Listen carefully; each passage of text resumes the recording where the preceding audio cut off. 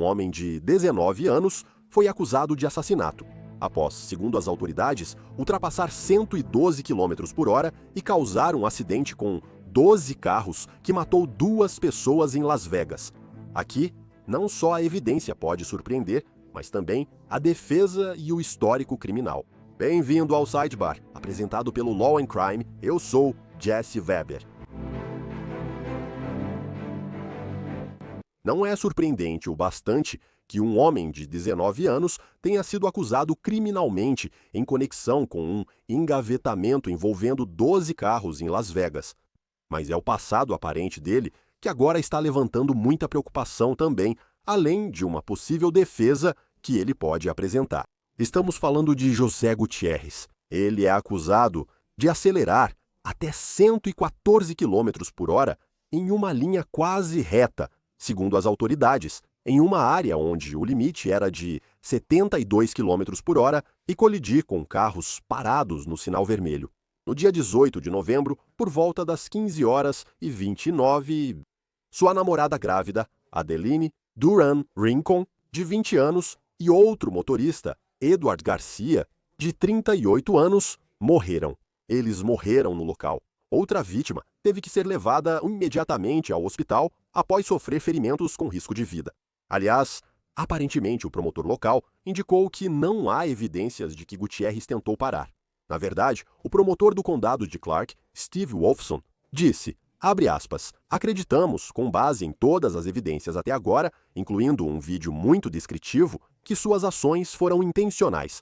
E também indicou que Gutiérrez não estava sob influência de drogas ou álcool. 8 News Now, Las Vegas, informou que ele tinha apenas vestígios de maconha em seu organismo. Mesmo assim, relataram que as autoridades acharam um vape de maconha com ele e notaram seus olhos aparentemente vermelhos. Vamos falar sobre isso, mas as autoridades também indicam que os dados do Infiniti G37, que ele supostamente dirigia na West Cheyenne Avenue, mostram que o carro acelerou rapidamente de 9 milhas por hora em 5 segundos. Ah, e sabe, nem falei o que ele teria dito às autoridades no hospital. Quero falar sobre isso, quero falar sobre as acusações dele, quero falar sobre a possível defesa dele, o suposto histórico dele e muito mais. Vamos conversar sobre isso. Vou chamar Adrian Lobo, advogado criminalista de Nevada, para comentar. Obrigado pelo seu tempo. Quero começar falando sobre as acusações aqui. Então, temos esse cara, José Gutiérrez, que inicialmente enfrentou 4 acusações de direção imprudente, resultando em morte ou dano corporal substancial. Segundo registros, na quinta-feira, os promotores ampliaram as acusações contra ele. Segundo o Departamento de Polícia Metropolitana de Las Vegas, em 20 de novembro, ele foi fichado novamente por estas acusações. 2 acusações de homicídio aberto, tentativa de homicídio e agressão com arma letal. Mas os registros do tribunal mostram que ele enfrenta 4 acusações de direção imprudente, uma de tentativa de homicídio e outra de agressão. Acho que a atualização, Adriano, veio porque receberam o resultado do exame de sangue. Não parece que ele estava sob efeito de substâncias, então eles estão argumentando que isso foi um assassinato intencional. Sim, pela forma das acusações. Eu sinto que eu fiquei surpresa ao ver que foi acusado de homicídio aberto. Eu pensei que talvez homicídio culposo no trânsito pudesse ser algo que eles considerariam, mas parece que eles vão dizer que isso foi um ato intencional e voluntário. É possível premeditar em segundos e ser condenado por homicídio doloso em primeiro grau. Também é possível obter condenação por homicídio em primeiro grau por homicídio qualificado como um crime violento. A direção imprudente pode levar à tentativa de homicídio. Você pode explicar o que significa quando dizemos homicídio aberto? Porque eu acessei o site do governo do Condado de Clark e eles dizem que homicídio é definido pelos estatutos revisados de Nevada e eles citam um estatuto. Uma acusação de homicídio aberto abrange homicídio em primeiro grau e todos os crimes necessariamente incluídos. Esses abrangeriam homicídio em segundo grau, homicídio culposo e possivelmente o homicídio culposo involuntário, conforme os fatos do caso. Então, o que é homicídio aberto? Homicídio aberto é algo que fazemos em Nevada, o que significa que eles apresentam uma acusação de homicídio aberto e que o júri pode escolher, basicamente, se isso for a julgamento entre homicídio em primeiro grau, homicídio em segundo grau, homicídio culposo e homicídio culposo involuntário. Então, isso significa que eu presumo que eles vão argumentar que foi, sabe, um ato voluntário e intencional que ele cometeu. Eu acho que isso é um pouco forçado, mas talvez eles só deixem em aberto para o júri decidir. E o júri pode escolher entre essas 4 opções. Vou comentar sobre a defesa dele ou possível defesa em 1 minuto. Deixando isso de lado, você acha que pode ser difícil provar que isso foi um ato intencional e voluntário? Se você olhar para o carro acelerando, se eles tiverem os dados do carro mostrando que ele acelerou desse jeito, se não houver indicação, freie. Entendo o que você diz. Acho que normalmente é incomum acusar alguém de assassinato intencional nesses casos de acidente de carro. Mas você não acha que esses fatores seriam suficientes para dizer que isso foi um ato intencional? Você entende, ao que parece, por que o promotor pode seguir com isso? Certo? E eu acho que a premeditação pode acontecer em minutos. É isso que sempre ouvimos em todo tipo de acusação de homicídio, que a intenção necessária pode ser formada em segundos. Não é necessário ter um plano elaborado. Mas parece que, sabe, era a intenção dele cometer um homicídio seguido de suicídio. Sabe, porque eu não sei. Digo, ele também vai se expor ao mesmo perigo. Mas, como você disse, não houve desaceleração. E eu não sei. É muito curioso ver qual vai ser a defesa dele. Bem, é nisso que eu quero entrar. Não é falha nos freios. Não é que haja um problema com o carro, pelo menos até agora, sobre o qual vamos falar. Mas deixe-me te perguntar primeiro sobre as supostas declarações dele. Então, de acordo com o canal KTNV13, a polícia vai ao hospital após o acidente. É lá que Gutierrez está sendo atendido. E eles perguntam para ele: você estava dirigindo? E supostamente, ele primeiro diz que sim. Ele confirma que era o motorista. Depois, ele nega e muda sua versão. Em certo momento, perguntam se havia bebido antes de dirigir. Ele disse que bebeu pela última vez na semana antes do acidente. Perguntam: e sobre o uso de maconha? Ele diz que não usou nenhuma droga na última semana. Mas, como eu mencionei, as autoridades olham para os olhos dele, afirmam que estavam vermelhos e lacrimejando. Eles suspeitam que ele pode estar mentindo, principalmente ao analisar as roupas que usava. E aparentemente, eles encontram um vape de maconha em um bolso. O sangue dele é coletado para exames. E, de acordo com a News 3 LV, eles relatam que encontraram vestígios de, basicamente, cannabis. Então a questão é saber se Adriano estava sob efeito de algo ou não está sendo honesto. E eu me pergunto se esse é o maior problema. Ele supostamente não está sendo honesto sobre o estado em que estava nas informações que forneceu à polícia, e isso pode ser usado para prejudicá-lo em um processo. Claro, entendo. Acho que há preocupações sobre ele mudar a história repetidamente. E então, mas acho que uma coisa que presumivelmente vai ser esclarecida é que eu não sei o período de tempo entre essas 2 declarações. Eu sei que ele foi tratado pelos próprios ferimentos e eles mencionaram nesse mesmo relatório que havia vestígios de fentanil. Provavelmente foi pelo hospital, administrando os medicamentos necessários para cuidar dele e liberá-lo. Se a declaração fosse divulgada, talvez algumas coisas fossem omitidas, pois ele não estava em seu juízo perfeito ou poderia se explicar.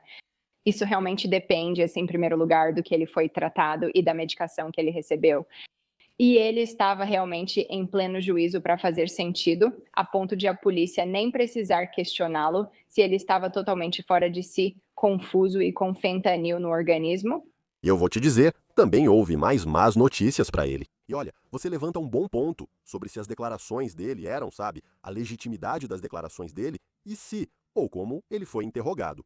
Mas mais más notícias para ele, além das acusações que ele está enfrentando, é que quando ele entrou no tribunal usando uma tipóia, aliás, o juiz do Tribunal de Justiça de Las Vegas, Joe Bonaventura, negou a fiança para ele. Agora, você ficou surpreso com isso? Dadas as circunstâncias deste caso, qual seria a justificativa para negar a fiança para ele? Bem, em Nevada temos o que é chamado Você tem direito à fiança. Mas em qualquer acusação de homicídio qualificado em primeiro grau, os tribunais têm o direito de negar fiança para casos de pena capital. E não me surpreende que ele tenha feito isso, considerando que 2 pessoas foram mortas e outras 2 ficaram gravemente feridas. Parece que se ele não estava sob efeito de substâncias, isso foi um ato voluntário. E, sabe, a principal preocupação do juiz Bonaventure, claro, vai ser proteger a comunidade e garantir que ele compareça. E claramente, se ele está fazendo isso estando sóbrio, isso é ainda mais preocupante. E nós temos um estatuto, ou seja, se houver provas, o que chamamos de prova evidente, presunção forte, ou seja, se a prova for evidente, que é esmagadora, e a presunção for forte de que ele será condenado em um caso de homicídio em primeiro grau, eles podem negar a fiança.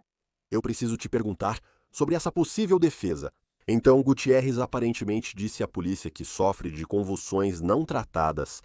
Agora, o problema com isso, de acordo com as autoridades, como está descrito nos documentos do tribunal, é que eles argumentam que, se esse fosse o caso, o carro teria diminuído a velocidade, teria reduzido a velocidade, teria saído da estrada. Nós temos uma declaração, aliás, do advogado de Gutierrez, Thomas Moscow. José Gutierrez tem um histórico documentado de convulsões que o escritório do promotor público precisa investigar e considerar antes de seguir adiante com a teoria de que esse acidente de carro foi a execução de um assassinato frio, calculado e premeditado de sua noiva, que está grávida de seu filho.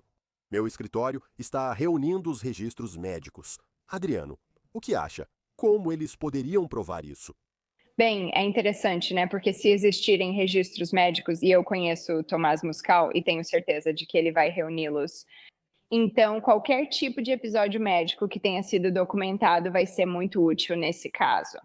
E, obviamente, se isso foi um ato involuntário e ele estava tendo uma convulsão, eu acho que as autoridades dizendo que o carro teria desacelerado ou que o pé dele teria saído do pedal. Eles simplesmente não sabem, quero dizer, em um evento de convulsão, como o seu corpo está reagindo. Se ele ficou preso ali, é isso mesmo. Espero que eles tenham algum tipo de documentação sólida, porque parece que ele nunca foi formalmente diagnosticado. E isso será fundamental. Fico pensando de onde vem essa documentação. Se você está em um hospital ou escola e tem um episódio médico, vão chamar a ambulância, te levar ao hospital e dar tratamento para a convulsão. Bem, também tem a questão de, será que isso, sabe, pode acabar prejudicando ele? Porque se for verdade e ele sabia disso, por que ele não procurou o tratamento adequado? Por que ele estava dirigindo um carro? Isso não poderia ser usado contra ele, caso a defesa siga esse caminho? Quero dizer, eles poderiam.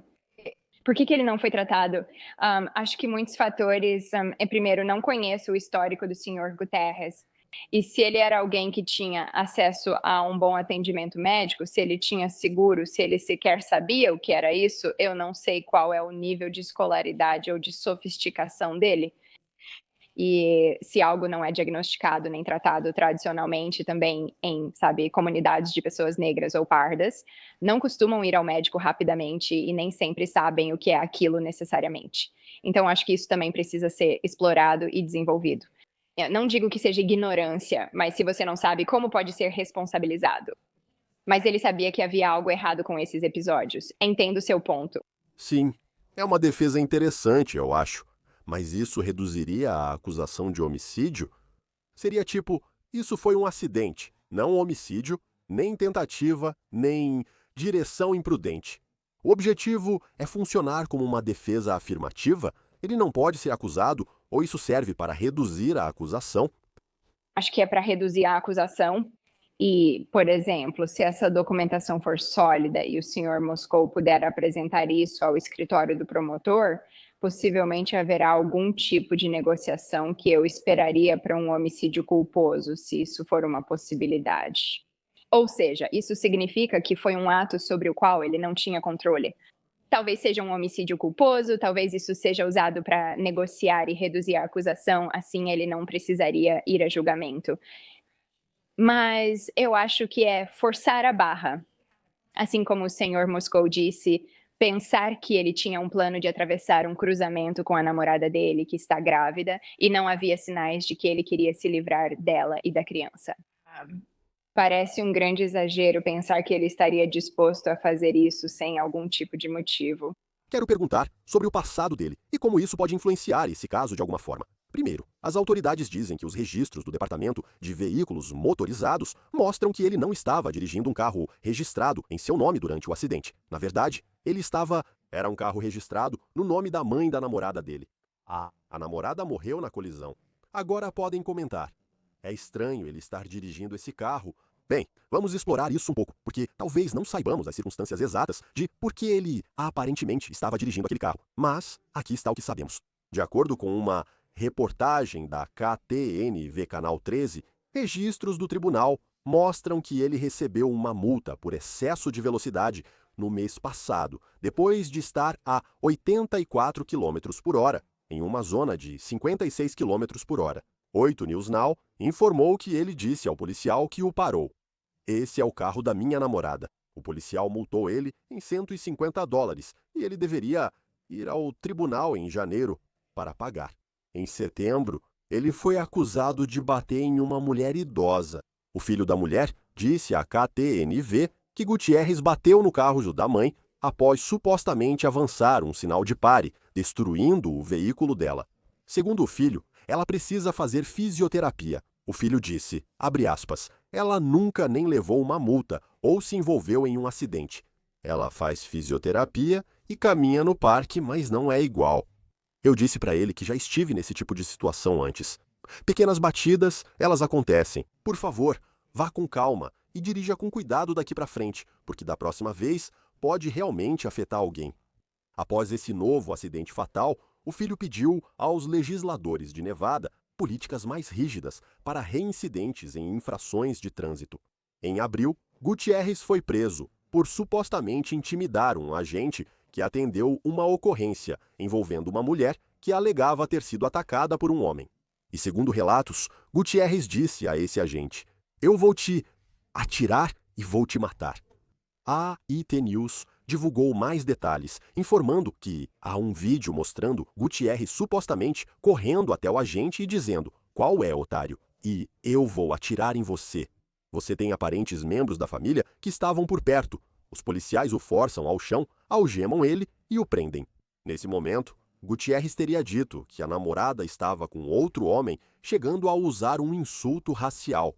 Ele estava enfrentando uma acusação de intimidação qualificada como crime grave. No verão, ele fechou um acordo judicial e não contestou uma acusação menor de resistir a um agente público. Ele foi condenado a 8 horas de aconselhamento para controle de impulsos. Ele concluiu essas sessões em setembro. Adriano, tenho 2 perguntas. Ele deveria sequer estar dirigindo? Existia algum mecanismo legal que impedisse que ele estivesse na estrada dirigindo? E segundo, isso afeta de alguma forma o caso atual? Alguma dessas evidências ou testemunhas vai depor neste julgamento? Sim, eu acho que possivelmente, com certeza, isso vai afetar as negociações neste caso, com certeza. Se houver uma proposta feita, posso dizer que isso é preocupante. E não havia nada legalmente em vigor, porque ele ainda podia dirigir o carro e não teve a carteira de motorista cassada. Em Nevada, você precisa ter 2 infrações anteriores para que isso aconteça, para que a carteira seja cassada. Pelo que você disse, parece que ele só tinha uma dessas. E posso te dizer que, com certeza, isso vai ser um problema nesse caso. Se o Estado quiser admitir esses atos anteriores, eles vão ter que mostrar que faz parte de um esquema, plano ou motivo comum, ou que faz parte da intenção dele, que de alguma forma isso é relevante para provar as acusações neste caso. Na minha opinião, e tenho quase certeza de que as autoridades já fizeram isso, é extrair os dados do celular dele, para saber se havia algum tipo de hostilidade entre ele e a namorada, para saber se isso foi premeditado, se havia problemas no paraíso, e então você vai conseguir chegar lá. Acho que vai ser um pouco difícil usar essas ações. Isso realmente vai depender do juiz. Se você for usar ofensas anteriores onde alguém foi agredido, isso entra aqui. ou se ele tem um problema de fúria no trânsito, como sugere o Estado, isso pode ser incluído aqui. Mas eles vão ter que conseguir desenvolver isso, que houve algum tipo de situação que o fez perder o controle a ponto de acelerar e que ele não conseguiu controlar o impulso de dirigir de forma imprudente, certo? Certo. Houve informações contraditórias sobre isso. Sei que você analisou o registro do tribunal, talvez saiba a resposta. Então está sendo noticiado que ele deve voltar ao tribunal em janeiro para sua acusação formal. Mas então eu vi que pode haver, mesmo olhando o registro do tribunal, diz que foi encontrada a causa provável, mas eu vi que o juiz talvez tenha agendado uma audiência preliminar para 9 de dezembro. Pelo que entendo, pela lei de Nevada, é possível levar um caso ao grande júri para avaliar se há causa provável suficiente. Nem sempre é necessário ir a uma audiência preliminar. Pode explicar qual audiência virá a seguir e o motivo? Se isso for verdade, por que eles escolheriam uma audiência preliminar em vez de um grande júri? Eu, pessoalmente, acho que eles vão optar por uma acusação por grande júri. Você está certa nisso. Sim, há duas formas de acusar, por acusação formal ou por queixa. E a queixa iria para uma audiência preliminar. A acusação pelo grande júri era o que eu esperava que acontecesse. Então, se não há uma audiência preliminar marcada no momento, eu diria, ou se ela for adiada para muito longe no tempo, isso meio que me dá um sinal de que eles vão optar pelo grande júri em vez disso. E, sabe, uma dessas duas coisas vai acontecer. Então, você pode tê-las simultaneamente. Se eles já estiverem no grande júri e vão apresentar provas, a data da audiência preliminar será mantida. Assim, isso já fica registrado. E então, quando a acusação formal voltar, eles vão arquivar o outro caso por questões processuais. Então, eu esperaria que, com duas pessoas e duas pessoas gravemente feridas, você teria que trazê-las ao tribunal, se elas puderem falar, se comunicar e tudo mais, além de qualquer tipo de tratamento médico que estejam recebendo pelas lesões. É muita coisa. Então, eu acho que eles querem deixar as vítimas confortáveis e o grande júri pode dar mais flexibilidade para isso. E elas também não são interrogadas pelo advogado de defesa. Deixando de lado os elementos legais, volto ao aspecto humano da história. Adeline estava grávida de 11 semanas na época do acidente. Vou ler um trecho de uma vaquinha online criada para arrecadar fundos para o funeral dela. Diz assim: gostaríamos de pedir ajuda para arrecadar dinheiro que irá ajudar com as despesas do funeral. Com o coração pesado, pedimos que, por favor, ajudem a família de Adeline Duran. Ela sofreu um grave acidente de carro em 18 de novembro de 2025 e, infelizmente, faleceu tragicamente. Ela estava grávida. Rezemos para que esteja em paz. A família está devastada e qualquer ajuda é bem-vinda. Se vocês puderem encontrar em seus corações a vontade de doar qualquer coisa, será muito apreciado para ajudar a família durante esse momento tão difícil. Isso, aliás, foi o que José Hernandes, vice-chefe de polícia, afirmou. Abre aspas. Mais um lembrete de como 10 famílias terão suas vidas transformadas e 2 delas passarão as festas sem seus entes queridos. Muito triste. Adrian Lobo, obrigado pelo seu tempo. Agradeço mesmo. Obrigada por me receber. Eu agradeço. Isso é tudo por agora do Sidebar. Obrigado por nos acompanharem. Como sempre, inscreva-se no YouTube, Apple Podcast, Spotify ou onde ouvir podcasts. Me siga no X ou Instagram. Sou Jesse Weber, até a próxima.